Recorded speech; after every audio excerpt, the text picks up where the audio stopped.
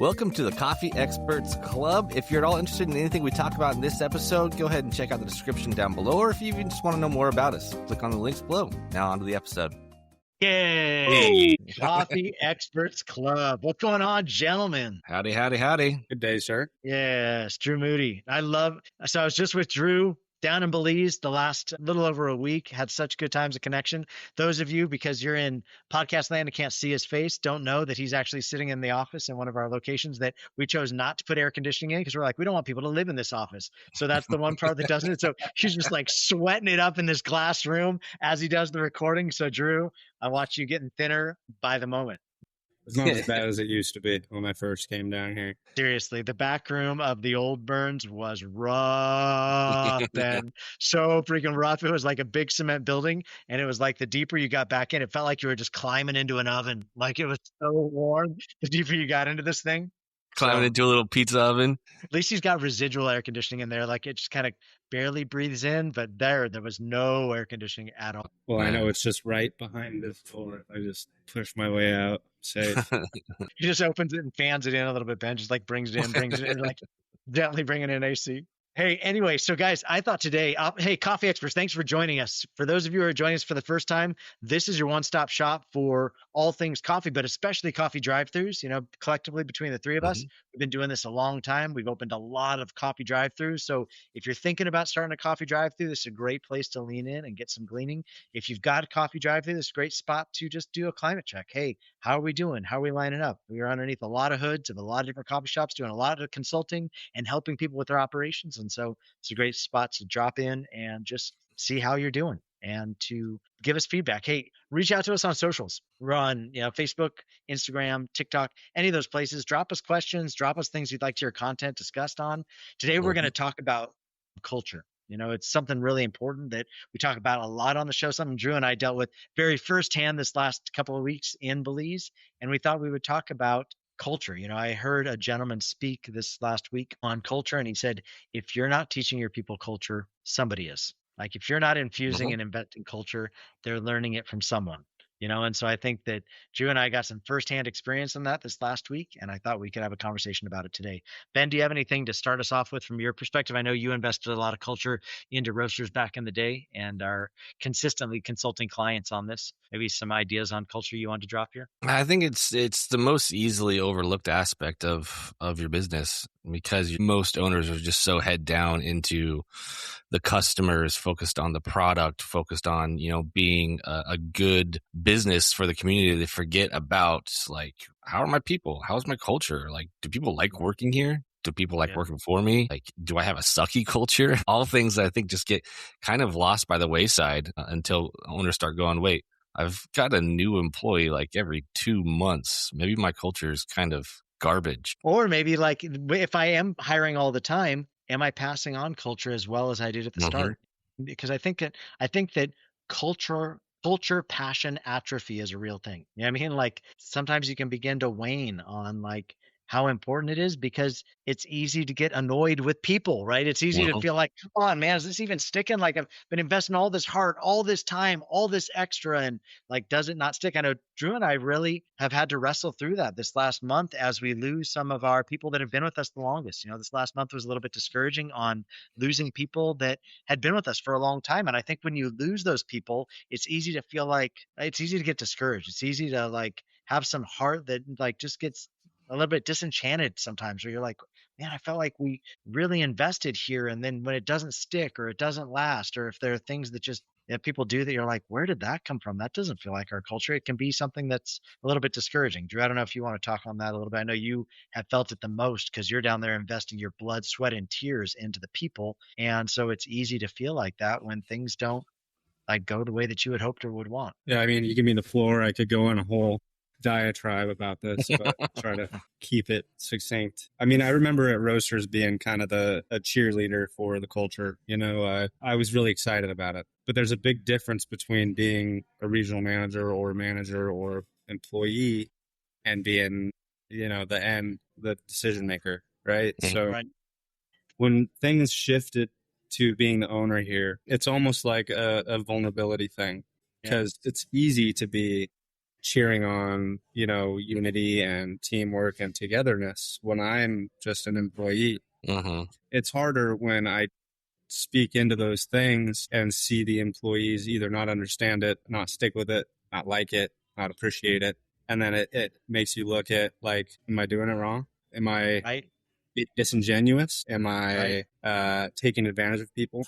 Am I lying? So it makes you question all these things when you see I see it firsthand. The effect that I have here, at least on that level, is not quite the same as as a regional manager or manager, because at the end of the day, I was just an employee. And when my back's up against the wall, I can say, hey, look, it's not my decision. It's the boss man's decision, and I'm here with you in the trenches. But things change when you're the owner, because now I'm not quite in the trenches the same way, and I get to make the end-all be-all decision for capital punishment. It's been a learning curve, that's for sure. And this week has been quite a steep one. I think, Ben, something that Drew and I've Drew leaned in a little bit with vulnerability. I think this show is going to be probably more vulnerable because it's so real to Drew and I right now as we work through some things. But I think everybody is kind of feeling the world is a little bit different these days. Even Ben, from me, you and Drew running Roasters those years, I think there's been a lot of shift in the last 10, 15 years of coffee, not just in coffee, but in people, right? And in the generation of people, and all the more for me and Drew, truly in a different culture, like down in Belize. And I think sometimes it can be a little bit misleading because they speak English, so you're like, oh, we all speak English. We all understand each other. But it's like, no. Culture is still different. American culture is different from Belizean culture. And Drew and I had a lot of late night talking deep into the twilight about, is what we're doing working here?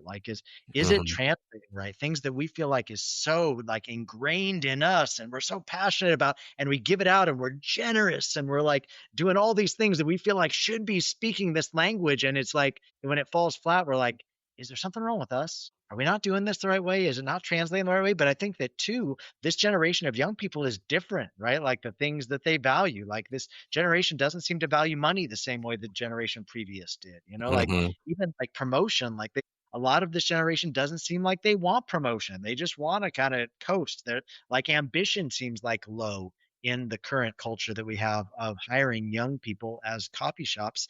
And sometimes that can be disheartening, right? As leaders of something, because you're wanting to promote something and you're wanting to project something and you want them to latch on and grab onto it and run with you. But it's what do you do when the people don't latch on and want to run with you? And it can really make you feel just like Drew said, is there something wrong with me? Is there something I'm doing that's wrong? Maybe what I've always done isn't going to be what works now. So Ben, what are your thoughts on that, hearing those things? Drew and I, it's very personal. So give us psychologically break this down.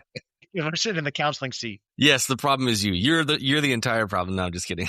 I mean, no, we talked about that back in the day too. We were kind of on the edge of it in that this new culture of young workers, kind of when I was leaving 2019, 2020. We had just really started talking about this, how we're these guys, they don't want to be managers. They don't want to work. They just want to come and hang out with their friends and get paid to do it. And pay raises and reviews, they were yeah, sure. Oh, great. Cool. I got a raise. That's nice. Right. You're what do you want? Why are you working here? What do you want? Right. I think we were just starting that phase of work. And it sounds like obviously you guys are probably in the midst of it. Now it's kind of full force. It's a tough one, especially for, an old dude like you and a slightly less old dude like Drew to figure out this young generation. It's crazy. We're in the generational gaps right now, right? I'm 50, you're 40, Drew's 30. That's a crazy little window of time. But anyway, keep going. And it's tough, but I think there's two things that you have to do. You have to stick to your principles, your values, what you want your culture to be. On the complete opposite of that, you do need to also be somewhat attractive to young people, because who's going to come work for you? So you do have to have a stand in what you want your culture to be, but it can't be so rigid that somebody who's 18 doesn't want to work for you. In the same way that you could never get me to go work in a automotive factory from 1975 where I just stand on the line and plug a bolt in. I could never do that. Not to say that factory line didn't produce great cars and was probably a great job, but the culture is my culture is different from that. So these kids' cultures, you do have to kind of adjust and shift to make yourself attractive to them. And then once you get them in, say, this is what we're about. We'd love for you to get on board with this. And from there, it's just a matter of constantly, this is what we're about. This is what we're about. This is what we're about. And you let the people, if they're long enough, they absorb that culture and they realize that maybe, hey, I do like this. I didn't realize a lot of this before. A lot of what we did when we came up through Roasters, I never realized I wanted to be a regional manager or a director of operations. It's something that I learned along the way through the culture because I liked the people, I liked how I was working, and it grew with me. So hopefully you can find those gems that are with you long enough that it just kind of sticks and they go, oh, wait, I never even thought about this. I do like this. I might want to go with this, but it's a tough one. I feel like it's probably even tougher nowadays than it's ever been because of the ability for kids to just jump on the phone and be like, that looks like it's actually funner over there. I'll go try over there for a little bit. I can go over here and try this for a little bit instead of, like when I started with coffee, it was like, I got this job. I'm going to do anything I can to hold on to it. Drew and I had this exact conversation, and it's interesting that you bring that up.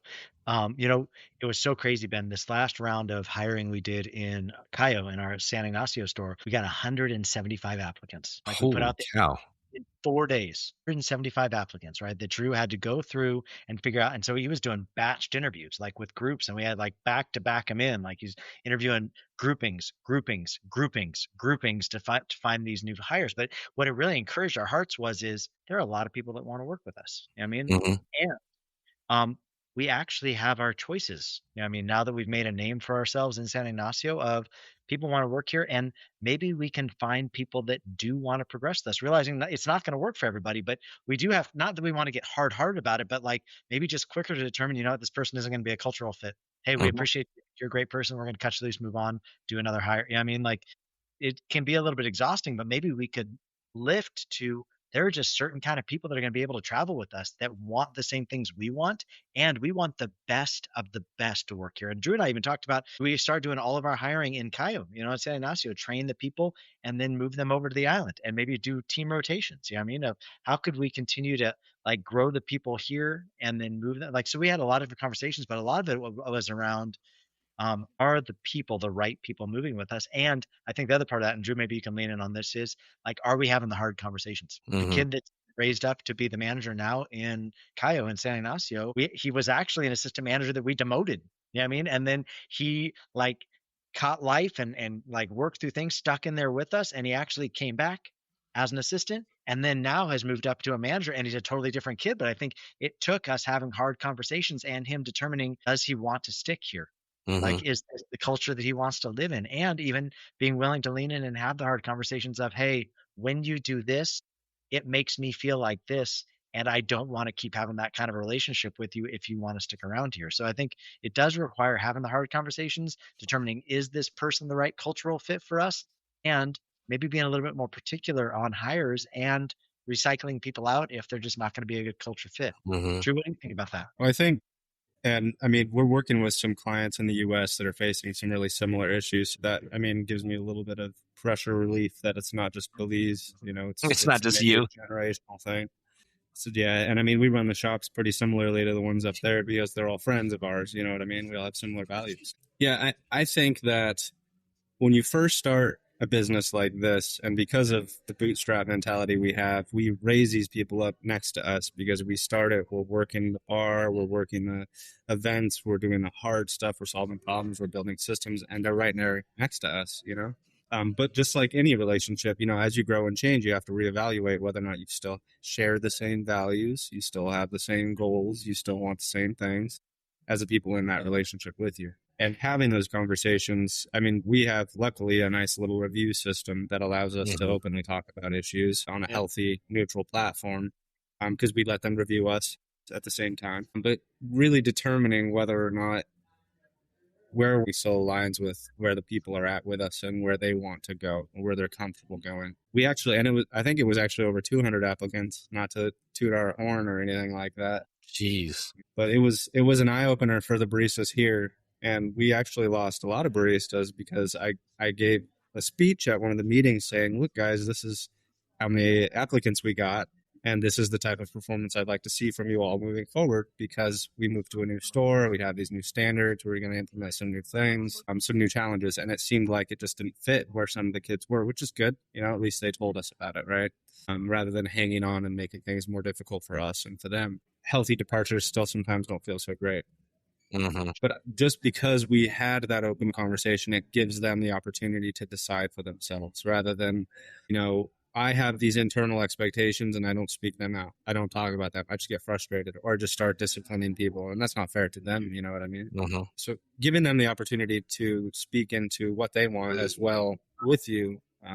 And I think it's always healthy to be vision casting. I've been speaking about some of the things that I've wanted to do with the business for years, the people that have been with us the whole time. And they've seen some of those things come true because we've had plans and we've stuck to those plans. So I think that they believe when I say, hey, we need to do this is the direction we're going. They believe that that's really going to happen. And so, telling them that, giving them the opportunity, telling them the standards, it's all a healthy part of growth. And sometimes people will move on, and that's probably going to be the best decision for them and the best decision for you. It's just kind of determining how you deal with that in a healthy way. I felt a little bit flat, because Aaron comes down here, every few months we do cultural things, and this happened right before the cultural event, right? So I felt a little flat on my face because I was like, man, I felt it was personal. It shouldn't have been, but it felt a little bit personal when we lost these people. Just because of the way that it happened, right? It could have been handled a little bit better. Hindsight's 2020. And so, as Aaron said, we had a lot of conversations about this. And one thing he said to me stuck out because I'm like, man, I don't want to manage it the same now. I want to do things differently. I need to be more removed, blah, blah, blah. All these structural protections for my heart, which is lame, bro. Come on. But what he said was, we're going to be here for the long haul, and this is our business, right? And we need to protect the culture that we find valuable. And we need to speak into that and teach that culture and build that culture. And some of these people aren't going to stay, and that's going to have to be okay. But that doesn't mean that we should change just because the people who weren't meant to be here decide to leave. That means that we should hold on to our culture, protect our culture, and let people enjoy it while they're here. And if they decide they want to stay on board, all the better for them, all the better for us. And if not, it's probably the best thing for everybody. I think you're learning. You guys are going through a valuable lesson in business and having employees that a lot of our clients learn after they've already been in business for 4, 5, 6, 7 years. I think specifically of a client I'm working with right now who they were, the owners were there working in the day to day. They saw everybody. They started growing. The owners kind of removed themselves because they just, you can't. It's just like being on bar. You can't be on bar, 6 days a week. Owners remove themselves. But the moment that you kind of let up from being in the day to day on bar all the way, you immediately lose a little bit of that culture just because you're not constantly right next to somebody. Yep. The problem is if you don't recognize that, like you kind of are, it seems like, Drew, and you just keep removing and you're growing and that culture starts kind of getting diffused. When you realize it and you go, oh my gosh, this location's sucking and this location sucks and what's going on? It's because the culture has been, slowly been draining out. And now your people are like, this is just a job. I don't care. I don't care when I'm there. I don't really care when I show up. It's just, I go there, I get paid, whatever. And then 5, 6, 7 years into the business, the owner goes, holy cow, what's happening? Now they have to go through the whole process of, okay, how do we pump our culture back into life? How do we bring all these new expectations in? And what happens is when they come back in, they say, okay, hey guys, this is our culture. Don't forget, this is our culture. These are our expectations. You lose a bunch of people because, for the last 3 or 4 years, people have been like, I can just skate by. I don't want to, I get paid. The second you come back in, you're like, this is who we are. They go, oh man, I signed up for an easy peasy job where I could just come in late, punch in, punch out, and peace out. Nobody bothers me. So second you try and infuse that culture back in, those expectations back in, you lose those people, which you rightly probably should. Like you're saying that you don't fit anyways. It's just that now you got the magnifying glass and they go, hey, I don't like this. You go, well, I don't like that either. So maybe let's just part ways. The nice thing is you're going through it now instead of, 5, 6, 7 years from now when you're doing this with 3, 4, 5, 6, 7 locations, 100 employees. Now it's just, a small handful, luckily. Yeah. No, that's totally it. And I think that honestly, Drew, I'll share this funny story and then I'll wind up today's episode.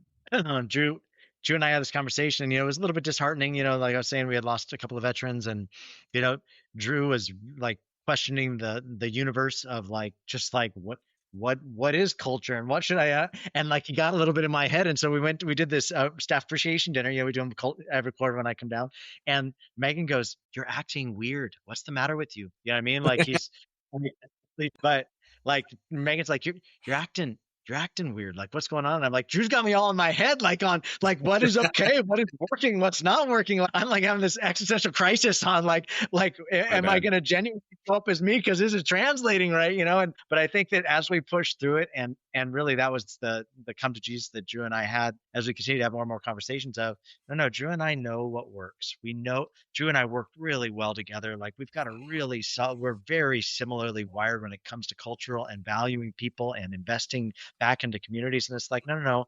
Like we just need to be true blue us and realize some people are going to stick and some people aren't going to stick. But I know like even at that meeting, Drew and I threw out like, what are the 3 pillars? Like what are the main value sources of Coffee de los Mayas? And it was like because we told the managers they couldn't talk, right? So the managers are like choking it back, but like crickets at the table. And Drew and I are like, what are we doing? Our people don't even understand. Everyone's fired. Drew's just like, get rid. I'm not buying dinner anymore tonight. Get out of here. Like it's like just the conversation at the table. But I do think just like Drew said, leaning in, like continue to invest culture, continue to talk about the things that are important. If you don't have pillars, come up with the pillars, come up with your core, whatever the core ethos is of your business, and then infuse it. Because I think that it's so important to really invest in those ways. Drew, do you have anything you want to close us out with on that? I think that you'll have moments where you doubt what you're doing and why you're doing it. And I think remembering why you started the business is a great practice because it'll remind you what your culture is about and what your mission statement was for and what the purpose of the business is. Great. I love it.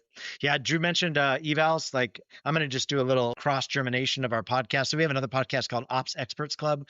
We actually dropped how we do evals quarterly in that show. And so if you want, just the little training on that and our exact system of how we do quarterly evals, you're more than welcome to grab it there. opsexpertsacademy.com. So evals.opsexpertsacademy.com. You can do a little training, shows the tool, and that's what we use, the Coffee de los Mayas, and it's what we really encourage all of our clients to use. So Coffee Experts, thanks for joining us today, Ben, Drew. It's great to be back with you guys, and we'll talk to you next week here on Coffee Expert. Thanks guys.